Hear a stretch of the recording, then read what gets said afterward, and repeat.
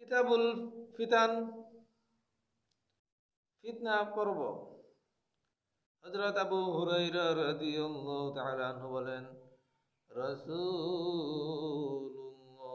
সাল্লাল্লাহু আলাইহি ওয়াসাল্লাম বলিয়াছেন, তোমরা নেক আমলের দিকে দ্রুত অগ্রসর হও, গুটে গুটে অন্ধকার রাত্রি অংশ সাদৃশ্য ফিতনায় পতিত হওয়ার পূর্বেই যখন কোনো ব্যক্তি ভোরে উঠবে ইমানদার হয়ে, আর সন্ধ্যা করবে কুফরি অবস্থায়, এবং সন্ধ্যা করবে মুমিন অবস্থায়, আর ভোরে উঠবে কাফের হয়ে, সে পার্থিব সামান্য সম্পদের বিনিময়ে নিজের দিন ও ইমানকে বিক্রি করে দিবে।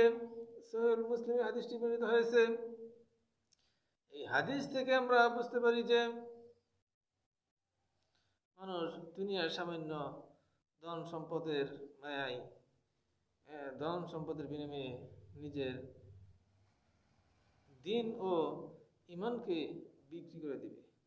বর্তমান যুগে আমরা তাই দেখতেছি। অনেক ক্ষমতাবান ব্যক্তি নিজের দিন ধর্ম, নিজের ইমানকে বিক্রি করে দিতে আমরা দেখতেছি।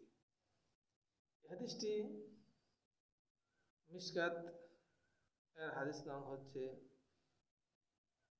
5150 নং হাদিসের অনুবাদ বললাম। আল্লাহ তাআলা আমাদেরকে পবিত্র কোরআন সুন্নাহ অনুযায়ী চলার তৌফিক দান করুন।